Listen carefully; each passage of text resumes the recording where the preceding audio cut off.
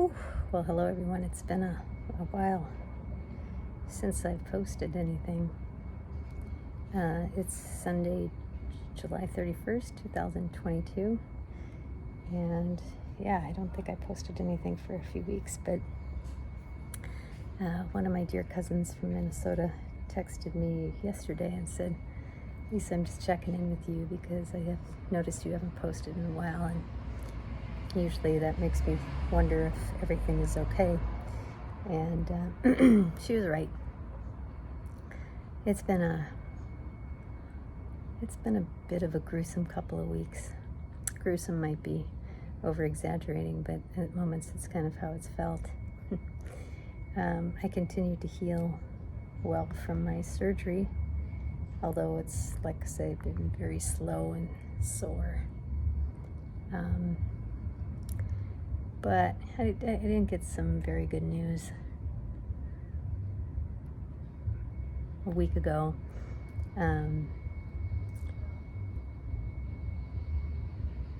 Well, it first started off with a consult I had with my doctor, my oncologist, Dr. Fisher at St. John's, a week and a half ago. And they had gotten the testing back from, when I did the surgery, the tumor testing, the genetic testing, stuff like that, to see, like, what the targeted therapy could be. And turns out that I don't have any really strong targets that they can go for. And according to that testing, so, I always knew that Western medicine obviously is limited in its toolbox, and I never expected Western medicine to heal me. I mean, my healing is my responsibility, that they're just a part of it. But I knew at some point in time that they would probably, run out of options. And they haven't totally, but, Dr. Fisher just said that, they don't really have a specific protocol, because my genetics or whatever, there's not a strong target. And he said, to start looking at clinical trials in the area. So I have an appointment with UCLA on August 11th, thanks to my friend Jen who arranged that. But in the meantime, we got my cancer marker. I didn't want to know what it was. I'm sick of that number ruling my state of mind, and so I didn't want to know what it was. And it's high. Again, it's high. I don't even want to know how high. It's irrelevant at this point. But that, needless to say, just put me in a place of just anger, deep anger and frustration, and lots of tears. I'm just like so angry and frustrated at this journey, because it's like, I've been, on August 8th, it will be a year. It will be 3 years. August 8th, 2019 will be 3 years since I was diagnosed, and I've been dealing with this, and now gone through 3 major surgeries, 2 bouts of chemo, one that lost my hair, one that didn't. By the way, I just got my hair cut and highlighted a couple weeks ago, thanks to Stacy. It was her idea to have some fun with it, but turns out I'll be losing this hair in about 3 or 4 weeks.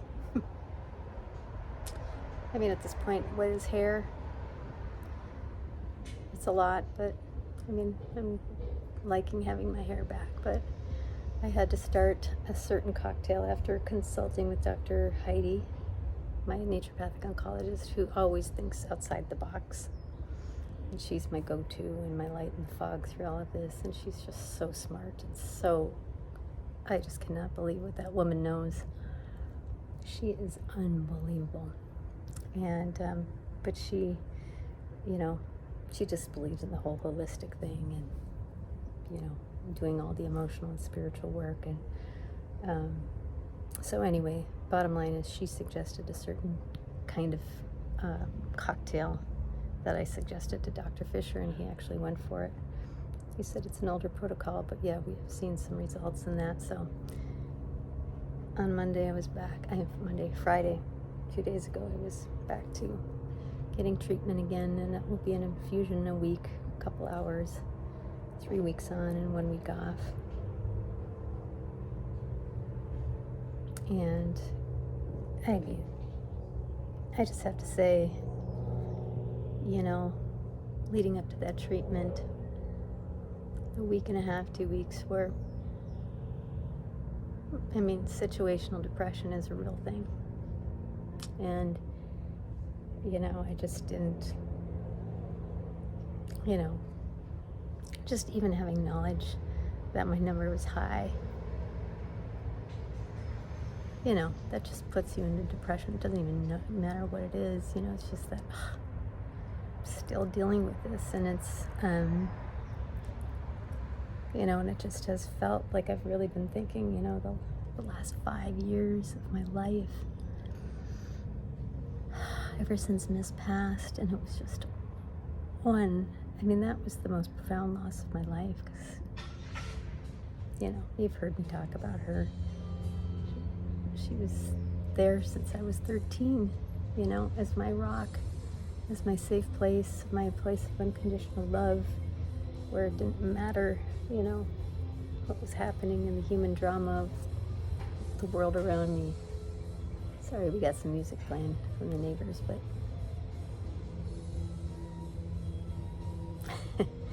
anyway, you know, just that, and,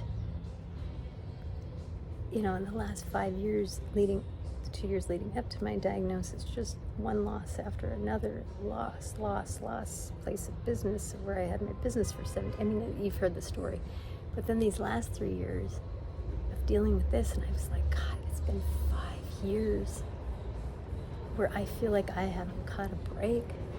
Like, if for any of you who've been in the ocean, and you've been in the waves, big waves, and you get knocked and tossed by one, and it tosses you like a raggedy end all where you don't know which way is up, and, you know, you're in the wave, and you finally come to the surface, and you take a breath, and you're like, and then you get hit again, and you get tossed again, and it's a scary thing. It's a scary, if any of you have been in the ocean, I mean, those waves can be ugly, and they deserve the ultimate respect. But this is what it's felt like in the last 5 years. It's just getting hit by one after another, after another, after another. And, you know, I keep getting back up, but man, each time you get knocked down, it's just like, So I kind of feel like I'm there, and I'm just like so tired, sick and tired of getting knocked down. And it was interesting because I was messaging this to a dear friend of mine, and as I was saying that, you know, it's been 5 years, this is kind of just a recent thing. The last couple of days I've been thinking about that. And as I was writing it to her, I heard this gentle, deep, loving voice kind of in the background, my older, wiser me, or my higher self, or whatever you want to call it.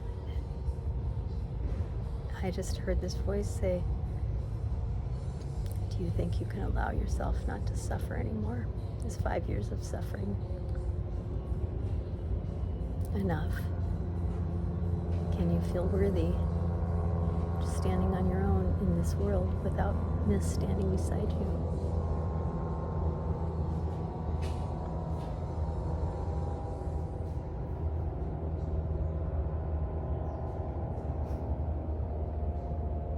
Big question, and it's real. And I know, you know, people might get confused by an animal having such a profound effect on us, but I think anybody who's had animals, they know that they often are more a source of unconditional love than we even get from our own family. Not knocking the family, but every human being's dealing with their own unresolved issues and wounds, and especially in families, it's just amplified. but our animals are the ones that are just there for us, to love us. And, you know, that's 35 years of my life, my formative teenage years and my 20s. I just feel like she got me through so many things. And it's been really disorienting to not have that was such a part of my identity, and to not have that. You know, I've done a lot of emotional therapy work around that, and grief, and I've let go of so much. And I admit, in the first year of doing counseling and therapy around that, my little Lisa, my little inner child Lisa, she was pissed. You know, it's that little girl inside was pissed that she, in her perspective, lost her companion, her sense of safety in this world. And the therapist I was working with at the time said, does she want to go? I mean, it's natural that she would want to go be with her. Who wouldn't? It's all she knew. And I was just like, holy moly, I have to let this little Lisa know that she is loved and she is worthy of being here. And yes, Miss did give that to her. But I am my older, wiser me now. This is what this whole journey has been with cancer, is shedding the stuff that's been weighing me down, holding me down, depleting my life force. And really, you know, having to shift how I see myself in the world. You know, like even as a exercise physiologist and this wellness person and athlete, and to have so much change.